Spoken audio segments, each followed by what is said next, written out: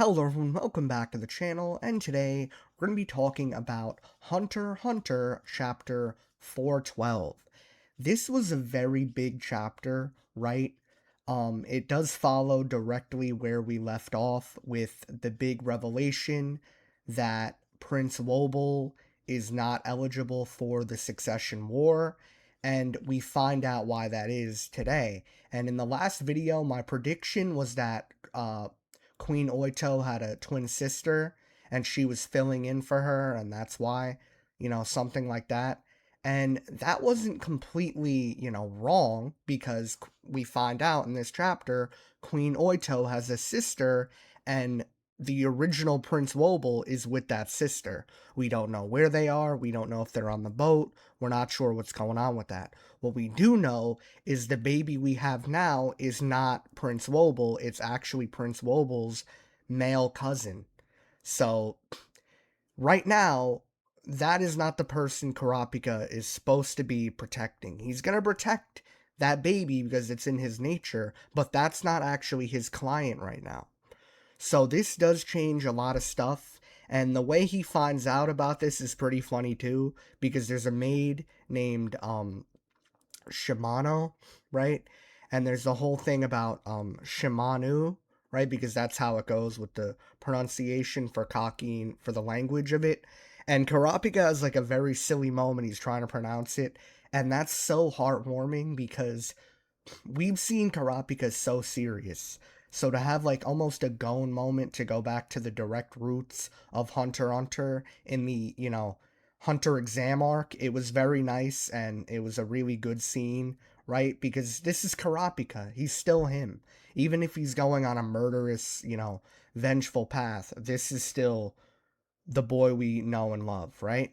Now, I want to go to one specific panel, right? If we look at this panel right here, where Kurapika says to two other people, there is no lie in the Queen's word, we are outsiders. And he's talking to two particular bodyguards that are kind of his boys, right? And that is Bobby Mina and Sakata. Now, Sakata is a bodyguard for Zhang Li, and Kurapika has a little bit of an alliance with Zhang Li anyway, so Sakata's fine. But Bobby Mina, right? He is a character that we all love because he's very sympathetic to our side, right?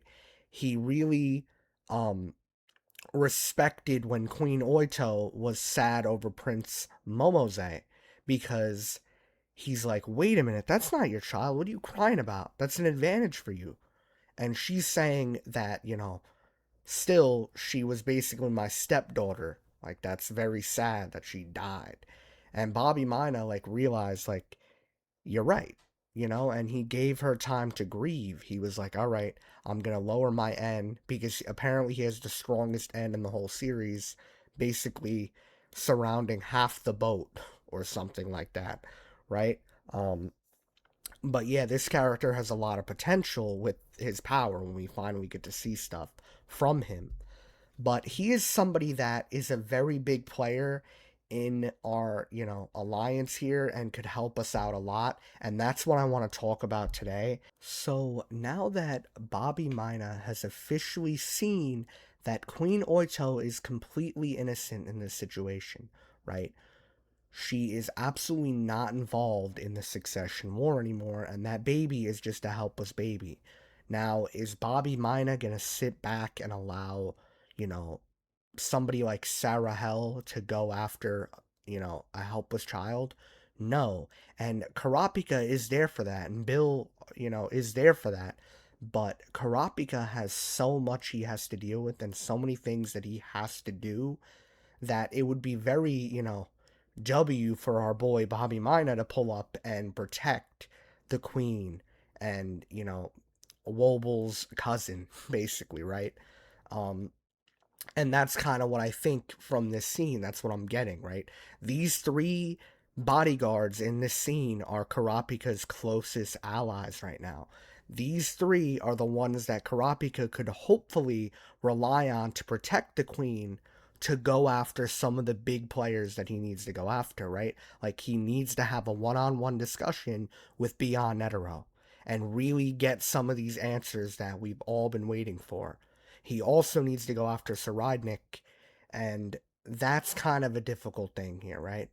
Because Kurapika isn't just going to barge in, and there's a whole discussion video I want to talk about with how I think this will go down, but I'm not going to fully talk about that today. I'm going to talk about Bobby Mina's involvement because in chapter 410, right, the chapter we were left on for, a year and a half, we got to see Prince Benjamin, and we know because we're actually in the past right now. And currently, it's 10 a.m. So we're not even at martial law yet. So when we look at Prince Benjamin and we know the inevitable death that is going to happen, there's definitely going to be a lot of things happening right before he dies, or, whatever's going to happen with him.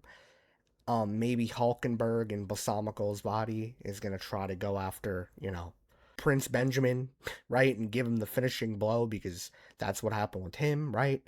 And, I don't know Hulkenberg's intentions, honestly. I don't know how it could work and all that because, he's a walking dead man right now. He's in another man's body. But maybe he's going to give that, last fuck you to Prince Benjamin, and we'll see how that goes. But when Prince Benjamin inevitably does die, what is going to be happening with his military? And it's kind of obvious, right? They're probably just going to go under Queen Unma, right? Because she is the highest level of power when you look at the Kakin Empire. And it is the mother of, Prince Benjamin. So they're going to be protecting Queen Unma and Prince Benjamin's child, right?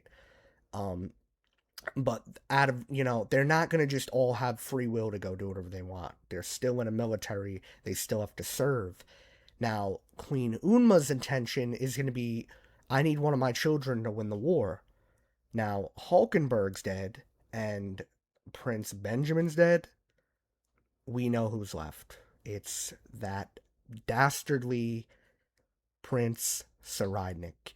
So if Unma signs the military to Prince Saradnik, that's going to be pretty devastating, right? That gives Saradnik almost like, you can't beat this guy. There's nothing you can do against him. He has that many people on his side, right? He has the mafia, he has the military, he has an insane broken Nen ability and two Nen beasts.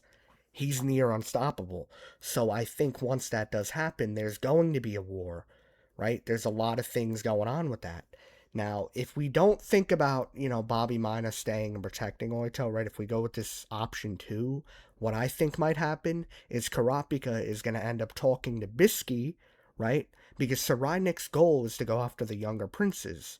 And the younger princes are really all taken care of by our side, right? Izanavi, Hanzo, and Loserus, but that's a whole nother thing with, Basho. But these are the people we have on our side. And we have a very powerful ability, which is 13th Prince Mariam's domain, right? Where you can go in his domain and be away from all the terrible stuff that's going on. And if they put Queen Oito, maybe Prince Tyson in there too, that would work. That would be pretty cool, right? We get all of them in there protected and safe. And we also have like a lot of people protecting. We have Bisky, Hanzo, Bill, you know, Izanavi. We have all these people that could fight anybody Sarainik is sending at them, right? And at the same time, Bobby Mina being assigned to Sarainik, and Sarainik is going to be somebody that Bobby Mina actually despises, right? Because Sarainik is so disgusting, he has no sympathy for nobody.